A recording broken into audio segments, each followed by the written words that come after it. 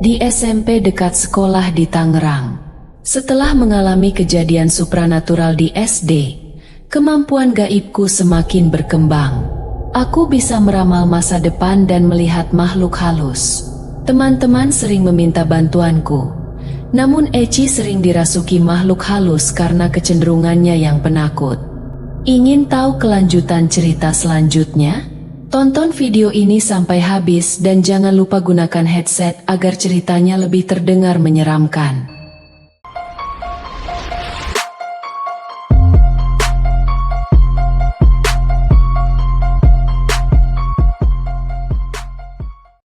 Pengalaman hororku based on true story. Dulu, aku termasuk anak yang aktif dalam berbagai organisasi seperti Paskibra, Pramuka, dan eskul di sekolahku. Semua pengalaman hororku dimulai ketika aku masih duduk di kelas 3 SD. Setiap sore, setelah latihan Paskibra sekitar jam 4-an, aku dan teman-temanku, sekitar 7 orang termasuk aku, tidak langsung pulang. Kami suka mengobrol di lapangan sekolah setelah latihan. Saat itu, kami sering bercerita tentang pengalaman horor masing-masing. Anak-anak memang selalu paling bersemangat ketika berbicara tentang hal-hal seram. Lupa aku persisnya cerita apa waktu itu. Yang jelas kami asyik sekali hingga lupa waktu. Tiba-tiba, sudah maghrib dan kami belum sadar. Daripada langsung pulang, kami malah main lompat karpet di lapangan sekolah. Dekat sekolahku, ada sebuah sawah dan kali dengan air berwarna hitam pekat. Konon, tempat itu dulunya digunakan sebagai tempat pembuangan mayat. Serius, ini bukan bercanda. Kami masih asyik bermain di depan sekolah meskipun sudah lewat maghrib. Tiba-tiba salah satu temanku, Asya, menyebut ada suara Kunti yang ketawa di sekitar situ. Dia bilang itu hanya untuk mengagetkan kita semua. Aku, yang memang suka iseng, ikut-ikutan untuk membuat teman-temanku takut. Apa ya? Benar juga terdengar seperti suara Kunti. Lihat, di pohon itu ada yang duduk, kataku sambil menunjuk ke arah pohon besar di depan sekolah yang sering menghuni. Teman-teman lain langsung mengajak pulang setelah mendengar cerita Asya. Akhirnya, kami memutuskan untuk pulang. Di jalan pulang, aku merasa seperti diikuti atau ditempeli. Ada yang berbisik di telingaku, mengajakku bermain. Aku bercerita sambil berjalan kepada teman-temanku, tapi mereka mengira aku hanya mencoba mengagetkan mereka lagi. Mereka tidak menyadari bahwa aku benar-benar merasa ada yang menggangguku. Suara yang tadinya bisikan mulai semakin keras di telingaku dan di jalanan. Aku mulai berteriak, "Diam!" sambil menutup telinga, membuat semua temanku heran melihatku. "Kenapa, Dain?" tanya Uli, salah satu temanku. "Kamu kesurupanya?" tanya Asya. Wajar saja. Mereka pasti bingung melihat temannya seperti ini. "Aku tidak sedang mengagetkan kalian," kataku, sambil menangis dan terus menutup telinga serta berteriak. Akhirnya, ada seorang bapak yang lewat dan akhirnya mengantarku pulang bersama teman-temanku. Sesampainya di rumah, bapakku bertanya, "Kenapa, Nak?"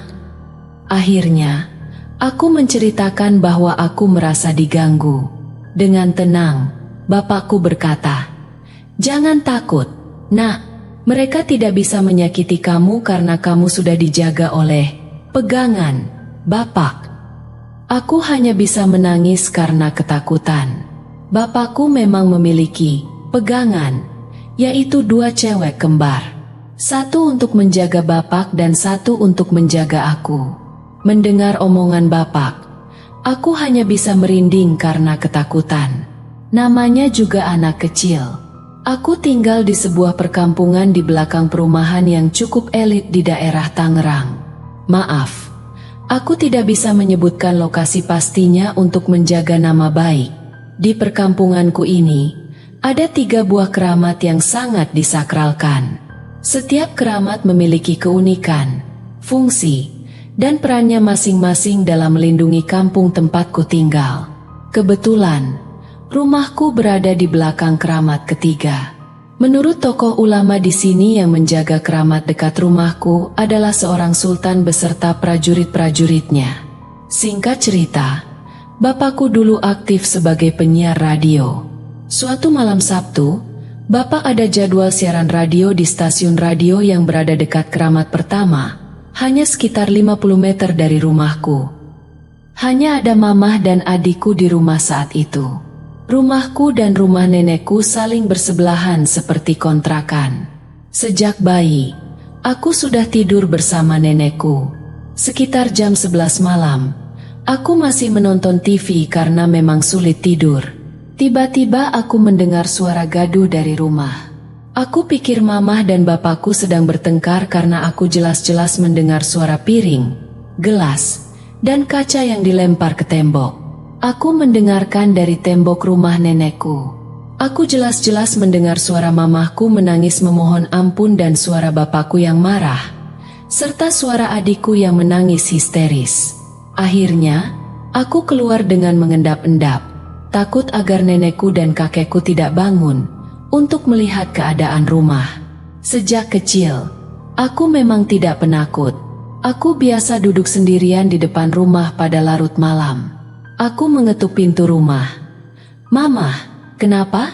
Mamah berantem dengan bapak?" "Mamah, buka pintu." Namun, tidak ada jawaban dari mamah atau bapak. Aku langsung menelepon bapak menggunakan HP Asia saat itu, tetapi tidak diangkat. Aku mengirimkan pesan singkat, "Pak, jangan terus bertengkar dengan mamah." Tapi tidak ada balasan dari bapak. Aku berpikir, pasti mereka sedang bertengkar lagi.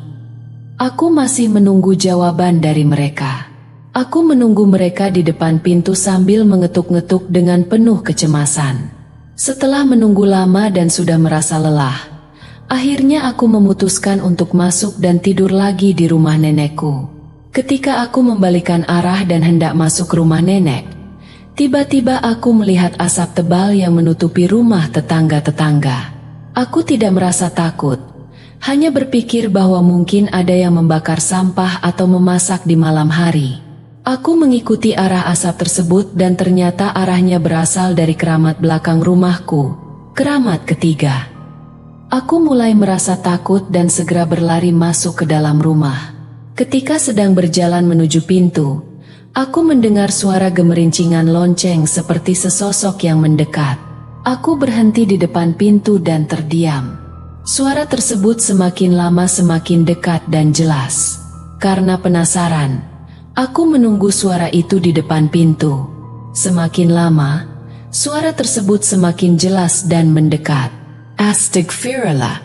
Aku melihat kuda, semacam delman andong, dengan tampilan yang sangat mewah dan di atasnya duduk seorang laki-laki yang wajahnya tidak begitu jelas, lewat di depan rumahku, tepat di depan mataku. Akhirnya, aku memutuskan untuk buru-buru masuk ke dalam rumah dan tidur. Keesokan harinya, aku bercerita kepada orang tua. Ternyata, suara gaduh yang aku dengar bukanlah suara pertengkaran antara mamah dan bapak, melainkan suara pertarungan antara sultan bersama prajurit-prajuritnya melawan para setan yang berkeliaran di sekitar keramat. Setan itu tidak ingin bertahan di keramat ini. Setelah kejadian itu, aku takut di rumah dan tidak ingin berada di dekat keramat. Biasanya, aku bermain di sekolah atau ke mal ibu dan adikku. Aku menceritakan kejadian yang terjadi saat aku masih di SD dan bagaimana pengalaman itu membawa aku ke saat ini, di SMP. Sekolahku terletak di daerah Tangerang, dekat dengan perumahan elit yang memiliki sejarah kelam. Di belakang sekolah ada tanah terbengkalai dengan pohon-pohon lebat dan sumur tua yang dihuni oleh banyak penghuni, termasuk Mona, teman gaibku. Di SMP, aku tergabung dalam geng yang solid, bersama dengan Eci, Alfi, dan teman-teman lainnya.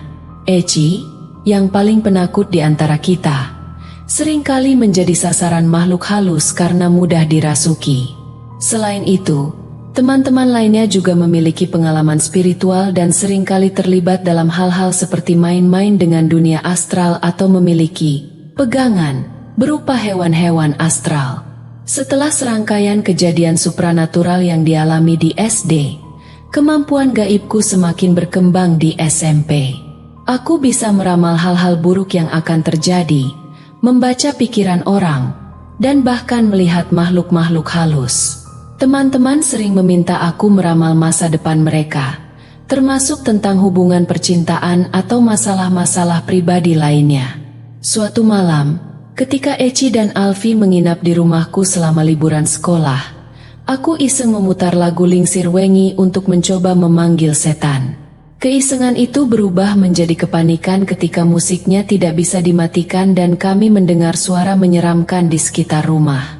Kejadian itu membuat Eci sangat terpengaruh, bahkan sampai sakit dan tidak bisa masuk sekolah.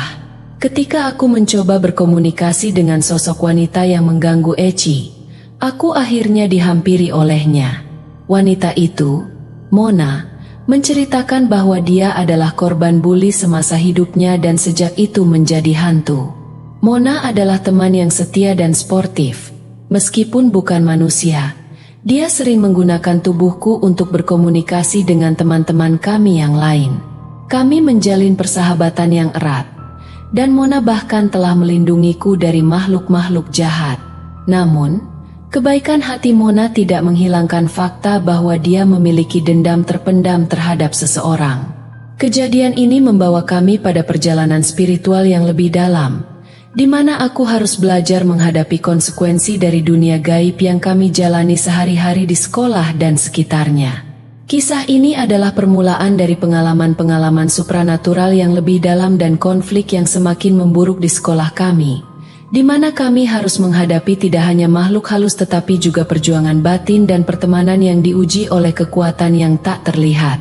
Aku masih teringat dengan jelas hari ketika Mona menghilang dari hidupku. Hubungan kami begitu erat, hampir seperti dia masih menjadi manusia, meskipun sebenarnya dia hanya bisa dilihat oleh mata hatiku yang sudah terbuka pada dunia gaib. Bersama Mona, aku merasa aman, bahagia, dan selalu siap menghadapi setiap masalah yang datang.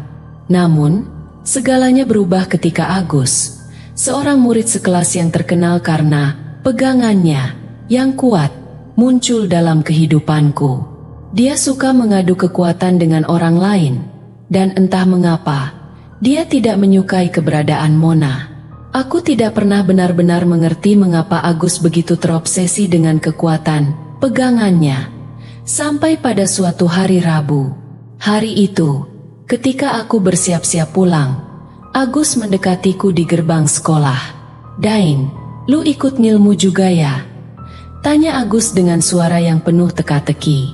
Aku membalas dengan tidak mengerti. "Ngilmu gimana, Gus?" Namun, Agus terus bertanya tentang pegangan yang dia yakini aku miliki. "Apaan sih, Gus? Ini bukan pegangan, ini teman saya." Aku mencoba menjelaskan, tapi Agus tetap tidak menerima. Dia bahkan menantang untuk menguji kekuatan pegangannya dengan mengadu denganku. Ancaman dari Agus membuatku tidak punya pilihan selain menolak dengan tegas. "Kualat baru tahu rasa. Gus, awas kalau sampai peganganmu menyentuh teman saya.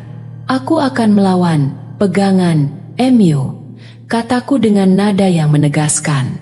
Namun, keesokan harinya, kehidupanku menjadi suram.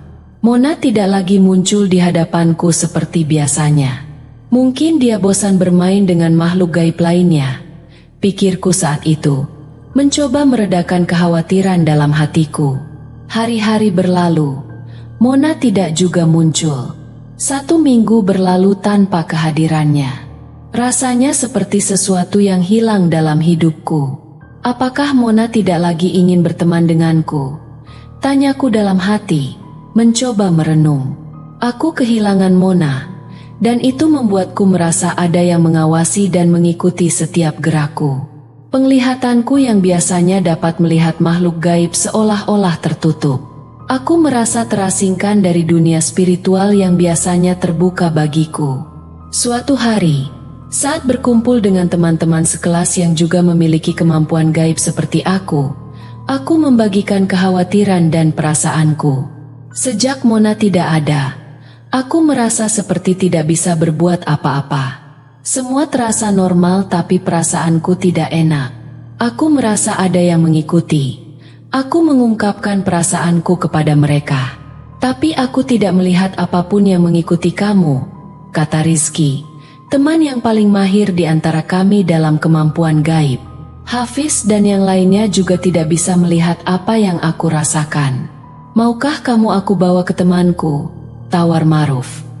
Dia anak kelas sebelah. Mungkin kamu kenal. Dia pendiam dan selalu mengenakan cincin batu akik sebesar batu kali. Andri, bukan? Apakah dia juga memiliki kemampuan? Tanyaku. Tapi aku hanya melihat cahaya terang dari aura yang dia pancarkan. Sepertinya dia orang baik. Jia Hajing Beribad. Malam ini kita akan pergi ke rumahmu. Aku akan ajak dia, kata Rizky. Malam itu, kami berkumpul di rumahku, berharap menemukan jawaban atas perasaanku yang aneh dan kehilangan kemampuan gaibku. Andri tiba dengan tenang, membawa aura ketenangan yang mengisi ruangan. Dia menyarankan kami untuk duduk melingkar, memusatkan pikiran, dan berdoa bersama. Selama beberapa saat, hanya ada keheningan yang dipenuhi oleh doa-doa kami. Andri, dengan penuh keyakinan, mulai mengucapkan kalimat-kalimat penenang, meminta perlindungan dari segala kejahatan dan gangguan makhluk gaib. Tiba-tiba, udara di ruangan terasa lebih ringan, seolah-olah beban yang menindihku perlahan menghilang. Saya merasakan kehadiran Mona, kata Andri dengan suara lembut. Dia tidak pergi, hanya berada di tempat yang tidak bisa kamu jangkau saat ini. Tapi dia baik-baik saja. Kelegaan mengalir dalam diriku. Meskipun aku masih merindukan kehadiran Mona, mengetahui bahwa dia baik-baik saja memberiku ketenangan. Kami menghabiskan malam itu dengan berbincang dan berbagi pengalaman gaib lainnya. Keberadaan teman-temanku dan bantuan Andri memberi kekuatan baru bagiku. Malam itu menjadi pengingat bahwa meskipun kita mungkin merasa sendirian dalam perjalanan spiritual kita, ada orang-orang di sekitar kita yang siap membantu dan mendukung. Aku mungkin kehilangan Mona untuk sementara, tapi aku menemukan kekuatan dalam persahabatan dan doa. Saat malam berakhir dan kami berpisah, aku merasa lebih damai. Aku tahu perjalanan spiritualku belum berakhir, dan dengan dukungan teman-temanku, aku siap menghadapi apapun yang datang di masa depan. Dalam kehilangan, aku menemukan harapan dan keyakinan baru bahwa semuanya akan baik-baik saja. Terima kasih telah menonton. Like and subscribe dan tekan lonceng notifikasi. Siapkan diri kalian untuk kisah yang lebih gelap dan menyeramkan di episode berikutnya. Sampai jumpa di kegelapan.